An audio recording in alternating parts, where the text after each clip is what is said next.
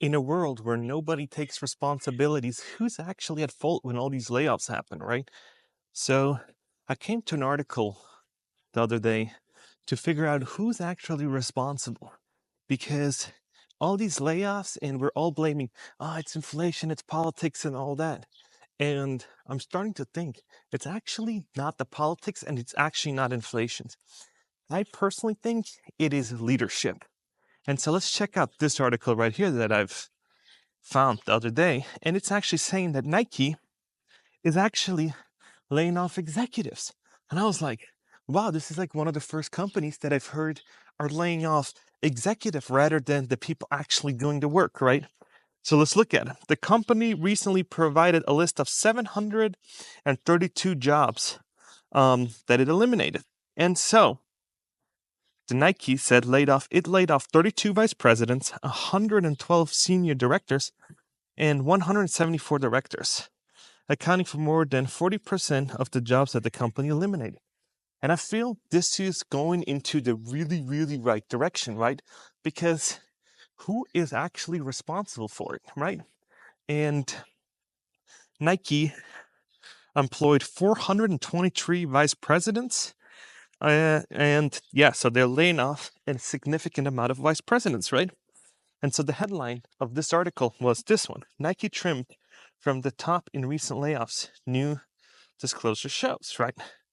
So now I'm like, man, this is actually some really, really good news because I personally do not think that you should lay off these people that are, doing your day-to-day operations because those people do not have an input on where the company is heading.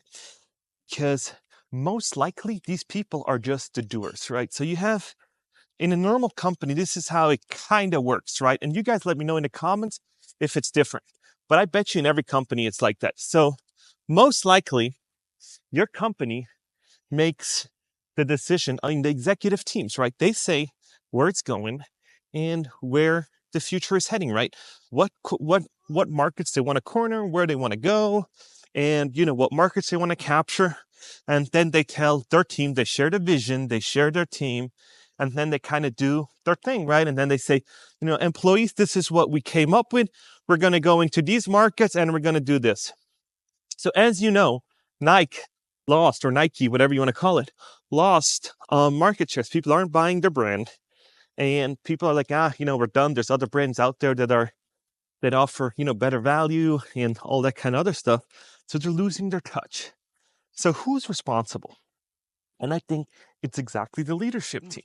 Because if you are a leader, you need to figure out how to stay on brand. That's why you get the big dollars.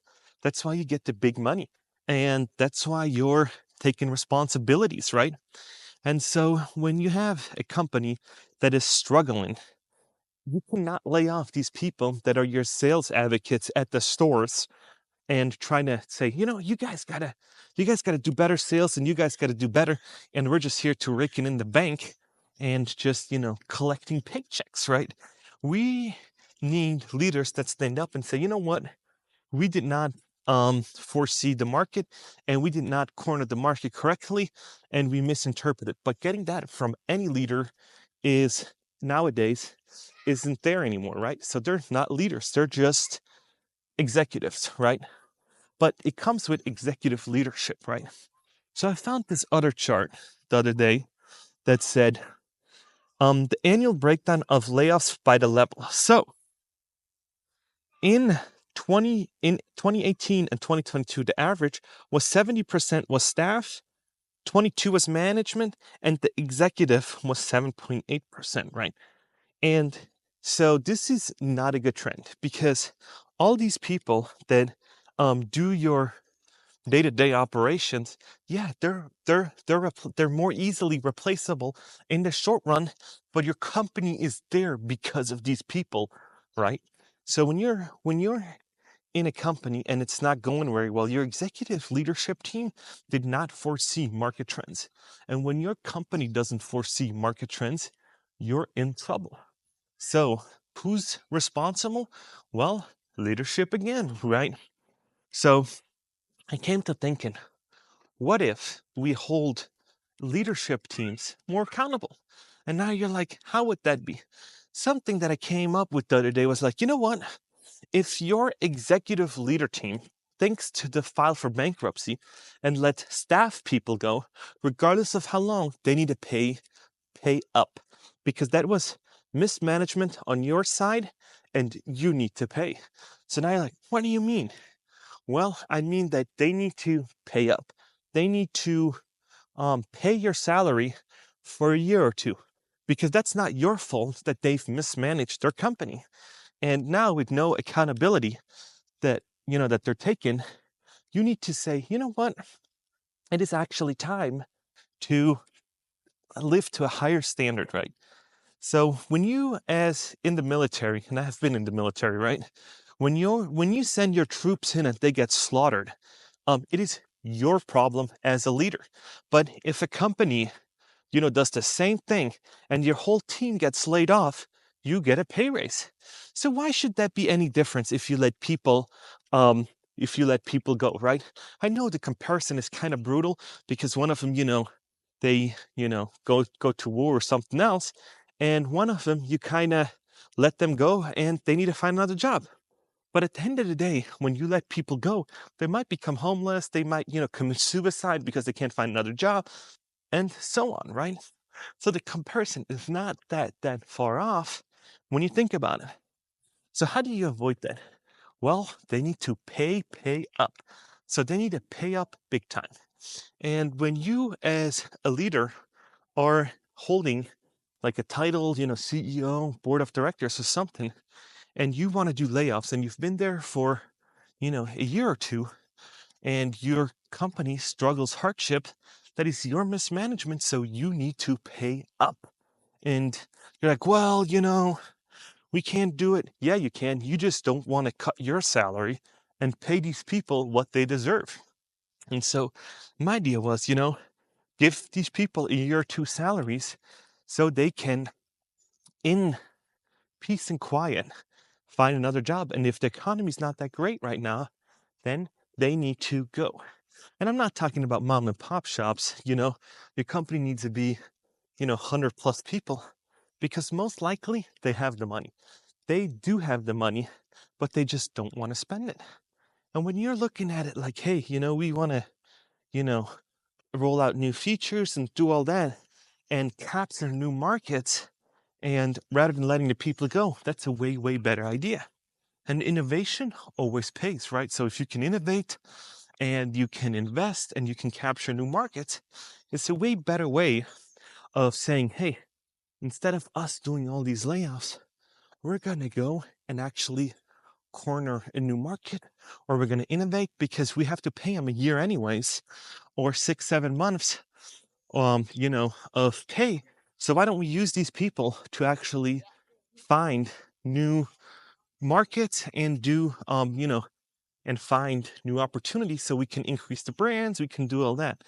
And they have these executives have those, and they have these numbers, but then the stock doesn't go up, right? So if you're not doing layoffs, your stocks just won't go up. And that is the big problem, because they got to make sure that when stock prices go up, you get paid, right? So now, in order for this to happen, is there needs to be almost like a social outcry and a boycott for brands like the Budweiser one, where they had to fire that person and they had to redo, their marketing strategy. And that's exactly what I'm trying to say, that like if their team thinks, especially with the Budweiser debacle, that you can hire these innovators, and all of a sudden these innovators come up with these grandiose ideas and eliminate your core audience, that's trouble. That's just trouble, and for something waiting to happen, right? And their responsibility, let people lay off because they did a stupid mistake, they let people go. So now we need to step up as people together and kind of find new ways of actually finding something better, something new, something innovative, something like innovative, and trying to revolutionize how we do things. because we can't, in a world of 2024 with AI, we can't keep doing the same stuff over and over and expecting different results. That's kind of the definition of insanity, right? So now, where do we go from here, right? I think that if there needs to be layoffs, executive teams need to be let go, because you guys are there to guide the company and guide the teams and put the vision out and put all that out. And I've even had a little conversation with AI, and AI, the Google Gemini, still thinks the same, that the executive leadership team comes up with the strategy and the vision, and then the people in the bottom, the staffers and all that, they execute. But when the vision is crappy and the vision is garbage and the people execute at the bottom, you cannot then blame, the top and say, oh, your vision was shitty. No, you guys had all the time in the world to look at it. So I saw this interview with Jeff Bezos, and he said he's never in meetings about issues that are going on right now. He's in meetings with people talking about the vision for 6, 7, 8 months ahead of time, so they can corner the market and figure out what the market is looking for in 6, 7 months from now. And I think that is key. We need more leaders that actually take accountability and say, we need better innovators, and we need companies that actually stand up for what they're doing, because we're just not at a spot right now with all these layoffs that, why do you let the staffers go? Why do you let, CVS 5,000 people go? Why do you let Rite Aid go? You buy up the competitors. And I get, you got to, when you buy somebody, when you buy Rite Aid at CVS, you don't need 2 HR teams. I get that. But the people that are that are providing the service to your customers, they should be held, into the transition and afterwards, right? So let me know what you guys think. I'm here in Zurich, Switzerland. I'm here for another 2 weeks. So you guys let me know what other topics you guys want me to do. So this is day 3 of me being here. And the video is not done. So if you want to zoom out and close the video, that's all right. I'll show you what I'm going to do in day 3. Come in here. I really appreciate you. If you watched so far and you like the content, please like and subscribe. And this is day 3 of me being in Switzerland. And I'll take you on a ride of what I'm doing today.